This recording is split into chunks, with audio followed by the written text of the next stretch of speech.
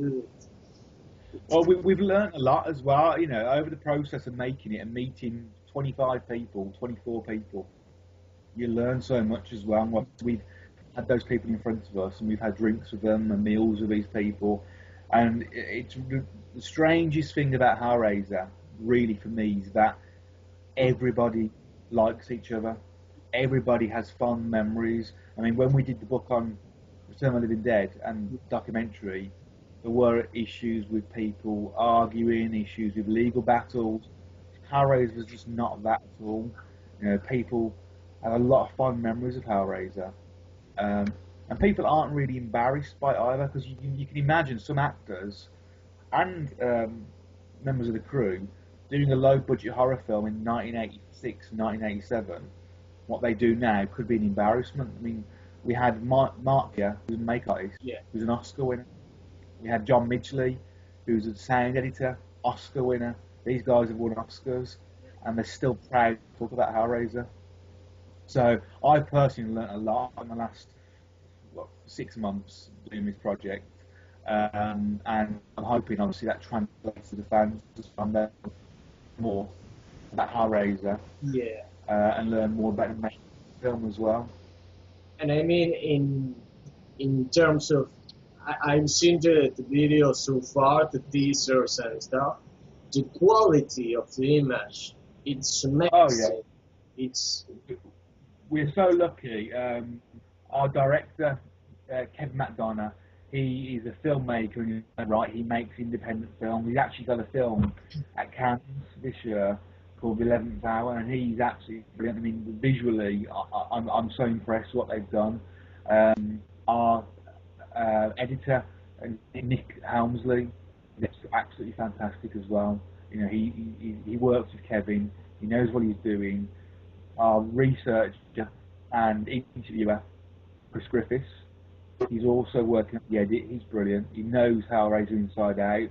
He knows how to ask the right questions. And then we're supported by loads of people then. We've got Adam Evans, who's our production manager, organised every single interview, organised the transportation and the hotels. Having a team of people around us like that, and it's brilliant. And our executive producer, Anthony, obviously he funds the project, and the thing about him is he's not interested at all in what we're doing, apart from as long as we produce a good quality documentary. So he doesn't interfere at all, which is good for us, and he trusts us as well. So we're surrounded. I'll tell you one thing as well, which I want to share with people, is that the amount of people we've interviewed who've offered to help with other things, Jeff Portas, John Cormacan, all these people, Chris Figg, after the interview have said, what do you need, what else, what other help do you need? And Jeff's got other people for us. Yeah.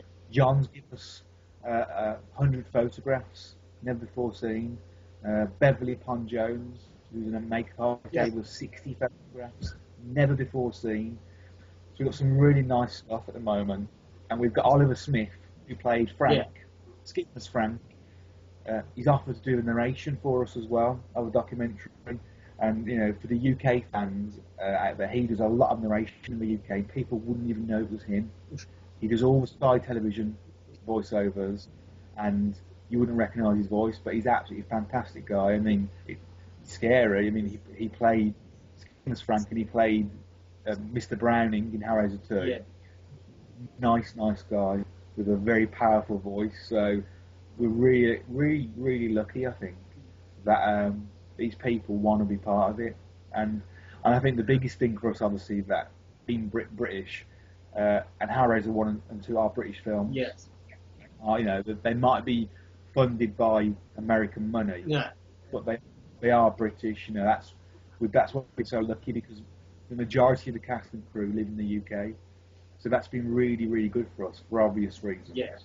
Well, also it's been good because we've talked about this documentary as a celebration of British horror, and it is, you know, and part of the documentary is looking at the Hammer horror films of the 1960s and 70s, and how Hellraiser changed the kind of whole world of British horror, and kind of ignored your Friday 13th, Nightmare on Elm Streets, different film, very British, looking completely different direction.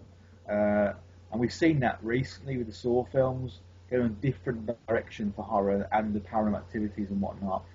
So we're very proud that these are British films, and that's what we want to do. We want to do them justice. Obviously, there's people like you all over the world who love Hellraiser, and this is for you guys as well, because at the end of the day, I think Hellraiser has a very strong international family who love the film and love Clive Barker's work as well. And really, I can't wait to to see it. Read, meaning to buy it. But I know you have a lot of work to do still, but it's amazing. I mean, it's the ultimate thing that everybody should have, even if you're not a fan, I think. That's what we do. I mean, Kevin, the director, very, very much wanted to produce this documentary as Hellraiser fans, Yeah. but also filmmaking fans. Mm-hmm. So a lot of the questions we ask the filmmakers are filmmaking questions. What kind of cameras did he use? What kind of setup? Why did you achieve this look of the film? And I think it adds a different dimension then for fans to know exactly how the film was shot, know exactly the kind of setup and the restrictions that the crew had, and the decisions what they made as well. So it's not just saying, what was it like working with Pinhead? What was it like putting the makeup on? That's why if you look at our crew, our interviewees, they range from people like the actors right down to camera guys, right up to producers, and that's not derogatory at all in these positions. But what I'm trying to say is that everybody we've interviewed has been very important to Hellraiser. And my argument when I did the book on Return of the Living Dead was, you could have just been making the tea and coffee all day. You would have seen things on that set that Daddy might not have seen, or Ken might not have seen. And actually, we found some of the people who had important roles, but small roles, had a wealth of stories, and they saw things that other people didn't see. And that's what I really like about the film, is that some productions have 100 people on them, 200 people. You only hear 2 or 3. I mean, if you look at the original interviews, Hellraiser back in 86 and 87, Doug Bradley's hardly interviewed, because Doug Bradley and Simon Bamford and Nick Vince were very, very unimportant to Hellraiser back then, because nobody realised that how important those characters would be.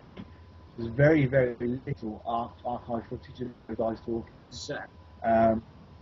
And now, obviously, people think of Doug automatically for Hellraiser and Nick and Simon. I know you've interviewed Nick, and then maybe interviewed Jeff as well, and Jeff Porter is absolutely fantastic.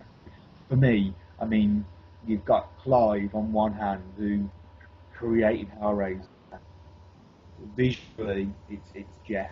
I mean, his designs, based on Clive's work, of course. But you look at Chenard.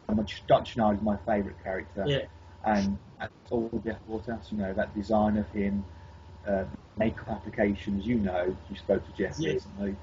But he's all Jeff, and he's such a brilliant guy. And Roy's partner, genuinely down to earth people, and that's been everybody. Everybody, no one's had an ego at all.